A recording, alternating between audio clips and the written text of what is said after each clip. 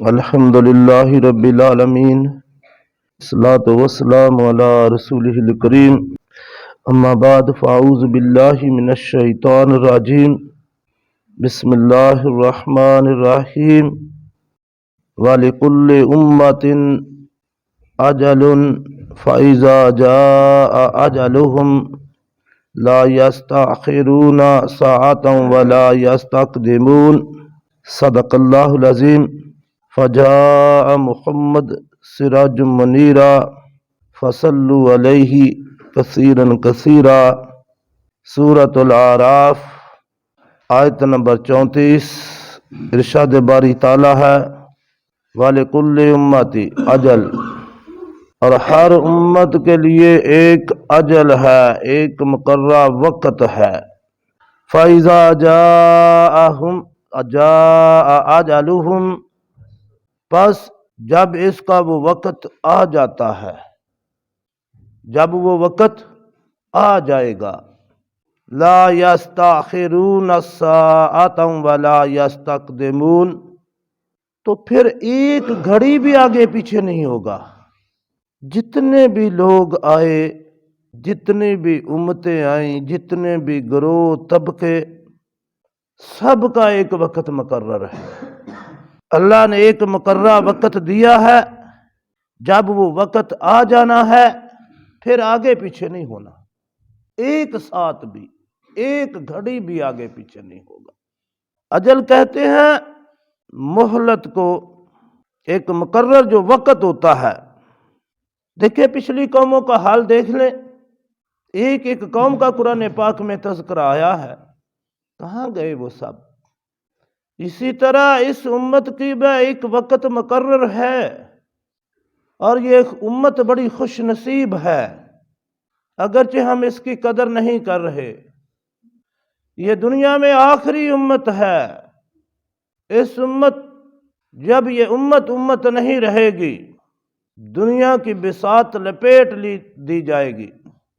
آخری امت ہے، سب سے افضل امت ہے، اور اس کو ایک لمبا ٹائم بھی دیا گیا ہے قیامت تک، بلکہ قیامت سے پہلے، قیامت جو آنی ہے یہ مسلمانوں پر نہیں آنی، اس وقت کوئی مسلمان رہے گا ہی نہیں، اللہ اللہ کرنے والا نہیں رہے گا۔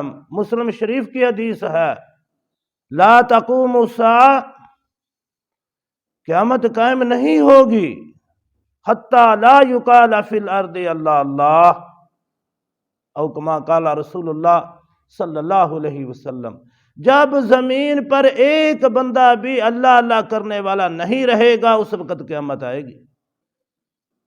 تو یہ ایک مقررہ وقت ہے ہر بندے کے لیے، ہر گروہ کے لیے، ہر جماعت کے لیے، ہر امت کے لیے۔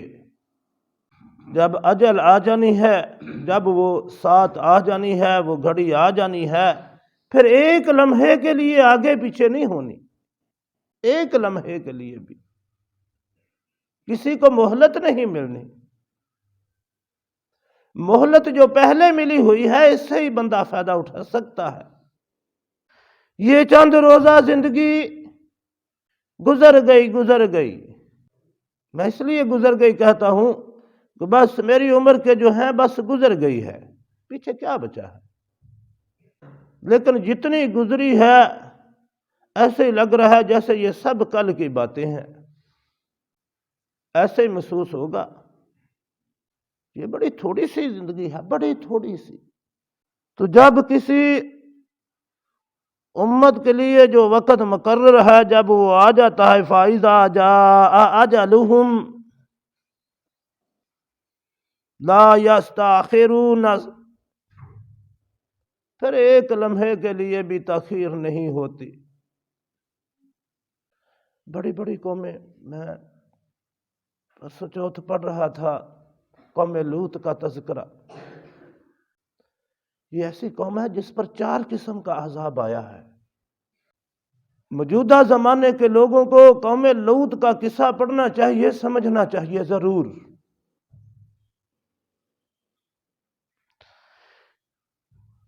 قوم لوط کیا تھی؟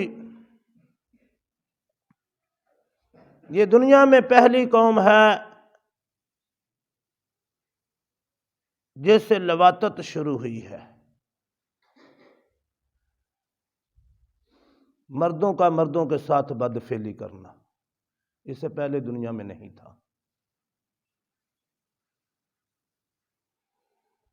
اب تو ملکوں میں قانون پاس ہو رہے ہیں نا، عورت عورت کے ساتھ، مرد مرد کے ساتھ آزادی ہے، یہ قانون آزادی کے نام پر یہ قانون پاس ہو رہے ہیں نا۔ اس لیے میں کہتا ہوں کہ موجودہ دور میں اس کو سمجھنے کی ضرورت ہے۔ تو 4 قسم کا عذاب آیا اور قوموں پر عذاب آئے، قومیں ختم ہو گئی، عذاب ختم ہو گیا، آثار ختم ہو گئے، لیکن یہ واحد قوم ہے جس پر آثار اب بھی باقی ہیں۔ وہ لمبی بات ہو جائے گی، میں صرف ایک چیز عرض کر دیتا ہوں۔ اللہ نے فرشتوں کو فرمایا یہ پورے کا پورا علاقہ جو ہے جس پر یہ قوم لوط بس رہی ہے، یہ سارے کا سارا اٹھاؤ،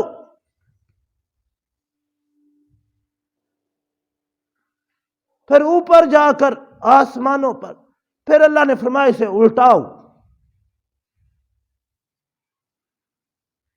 اور الٹا دی گئی، آسمانوں سے لے جا کر اسے پھینکا گیا، اور پھر جہاں پھینکا گیا ہے سمندر کے کنارے، کچھ سمندر کا کنارہ، وہاں سے زمین ایسے ڈلوان ہے آج بھی، اور جو سمندر کا علاقہ اس میں شامل ہے اسے بحر مردار کہتے ہیں۔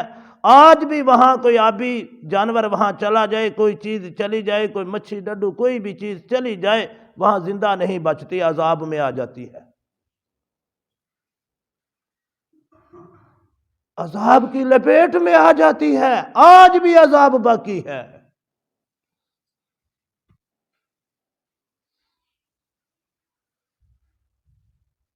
بحر کلزم میں جا کے دیکھ لو، آج بھی اتنی صدیاں بیت گئی ہیں، عذاب کے اثرات باقی ہیں۔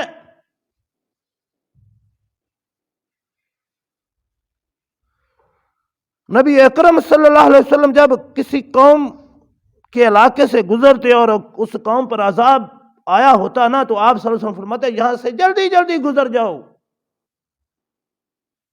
بڑی تیزی سے گزرتے تھے، جتنی تیزی سے گزر سکتے تھے۔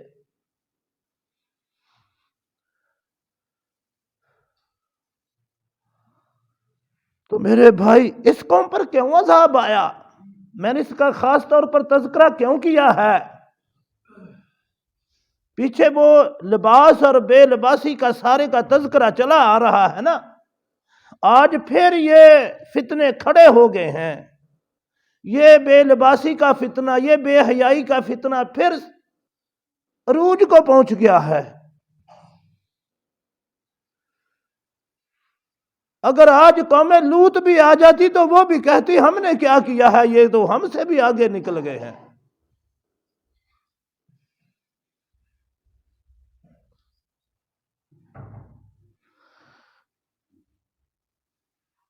تو دیکھیں ان کا حال کیا ہوا۔ یہ بے حیائی اتنا بڑا فتنہ ہے، اتنا بڑا فتنہ ہے کہ صدیاں گزر گئی ہیں، عذاب کے اثرات ابھی بھی باقی ہیں۔ آگے جو ہونا ہے وہ الگ ہے، جو دوزخ میں ہوگا وہ الگ ہے۔ یہ اتنے بڑے فتنے ہیں اور یہ اتنے برے کام ہیں، بے لباسی اور بے حیائی۔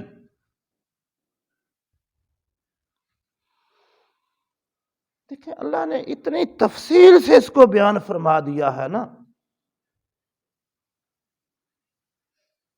موت تو آنی ہے، مجھے نہیں آنی، آپ کو نہیں آنی، کس کو نہیں آنی؟ سب کو آ رہی ہے، سب کو آنی ہے، سب نے جانا ہے۔ یہ تو دعائیں دو حضرت محمد رسول اللہ صلی اللہ علیہ وآلہ وسلم کو، جو دعائیں کر گئے کہ اللہ میری امت پر اجتماعی عذاب نہ آئے، اور وہ دعا ایسی قبول ہوئی کہ قیامت کا عذاب بھی اس سے ٹل گیا ہے۔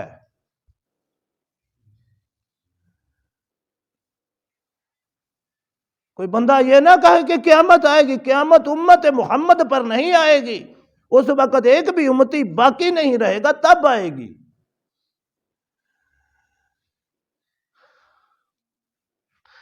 تو اللہ نے فرمایا فَإِذَا جَاءَ أَجَلُهُمْ لَا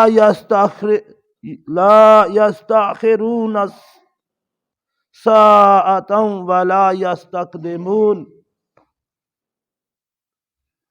ایک لمحے کے لیے بھی آگے پیچھے نہیں ہونا، وہ مقررہ وقت ہے، ہر بندے کا ہے، ہر امت کا ہے۔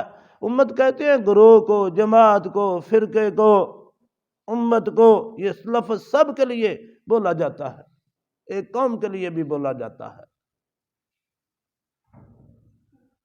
وسیع معنی لفظ ہے۔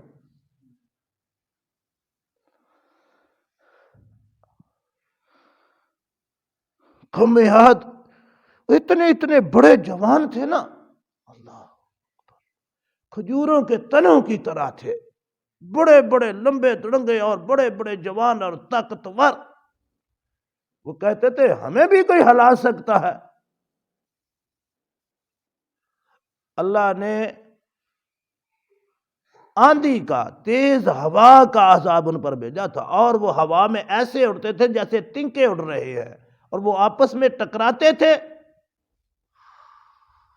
پھر اتنی چیخو پکار ہوئی کہ اللہ پناہ، وہ ایک دوسرے کے ساتھ ٹکرا کے، وہ دیواروں پہاڑوں کے ساتھ ٹکرا کے ریزہ ریزہ ہو گئے، ان کے چیتھڑے اڑ گئے۔ جو کہتے تھے ہمیں بھی کوئی ہلا سکتا ہے دنیا سے، انہیں کوئی ہوا میں یاد نہیں تھا،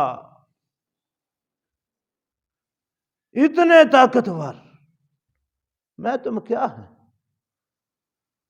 اب تو جو زمانہ آ گیا ہے، ہر بندہ بیماریوں کا ایک مجموعہ بنا ہوا ہے، ایک ایک بندے کو 10 15 بیماریاں چمڑی ہوئی ہے۔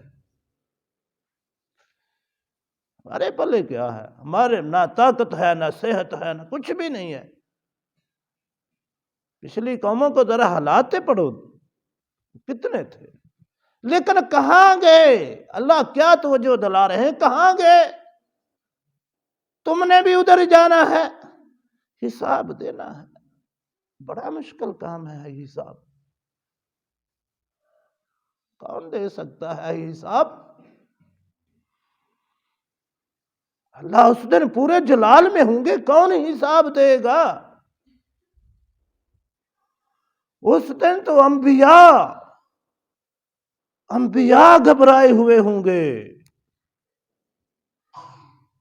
کتنی دفعہ آپ نے وہ سنا ہے علماء سے، لوگ اکٹھے ہو کر حضرت آدم کے پاس جائیں گے، اللہ سے گزارش کرے، کہیں گے نہ بھائی، آج اللہ بڑے جلال میں ہے، میرا حوصلہ نہیں، تم پیچھے جاؤ حضرت نوح کے پاس، حضرت ابراہیم کے پاس، سب سے لوگ ہوتے پھر محمد رسول اللہ صلی اللہ علیہ وسلم کے پاس۔ نبیوں کا یہ میں تم کون ہو، نبیوں کا یہ حال ہے۔ اللہ کے حبیب صلی اللہ علیہ وسلم کے پاس سب امتوں کے لوگ آ جائیں گے، سب امتوں کے لوگ آپ صلی اللہ علیہ وسلم سے فرمائیں گے، کہیں گے، عرض کریں گے، آپ صلی اللہ علیہ وسلم اللہ کے حضور پھر سر بسجود ہوں گے اور اللہ کے حضور دعا کریں گے، تو اللہ پھر پورے جلال اللہ پوچھیں گے، اے محمد، اے میرے حبیب، سر اٹھائیے، بتاؤ کس سے حساب شروع کروں، کون ہے حساب کے قابل؟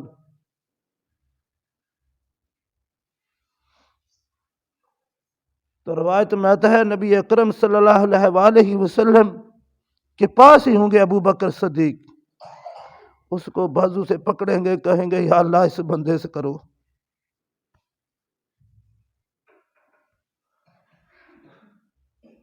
جب نبی اکرم صلی اللہ علیہ وسلم حضرت ابو بکر صدیق کو آگے کریں گے تو ابو بکر کے چہرے کو دیکھ کر اللہ کا سارا جلال ٹھنڈا۔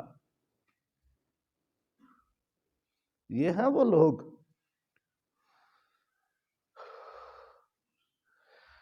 اللہ ہم سب کو کامیاب کرے، بغیر حساب ہی جنت میں، بغیر حساب ہی کامیابی اللہ دے دے۔ ہم اس قابل کہاں، ہمارے پلے کیا ہے؟ کچھ بھی نہیں۔ جو نیکیاں ہیں بھی، یہ بھی مجھے تو ایسے لگتا ہے یہ بھی شاید ہماری دخلاوی نہ کتے شمار ہو جائے، ہمارے حج نمازیں کہیں دخلاوے کے طور پر ہی نہ شامل ہو جائیں کہ تم نے تو یہ تو دخلاوہ کیا تھا لوگوں میں۔ اس میں بھی پتہ نہیں کتنی کھوٹ ہے، کتنا خلوص ہے۔ ہمارے یہ آنسو، ہماری یہ نمازیں، اللہ ہی بہتر جانتا ہے اس میں کتنا خلوص ہے۔ وقت تو گزرتا جا رہا ہے، گزر جائے گا، میرا تمہارا وقت بھی بڑا قریب ہے۔ ایک دن وہی چارپائی ہوگی، وہی 4 آدمی ہوں گے اٹھا کر لے کر جا رہے ہوں گے۔ اس کو مد نظر رکھتے ہوئے اس کی تیاری کر لیں۔ اللہ اگلی منزل آسان فرمائے۔ وما علینا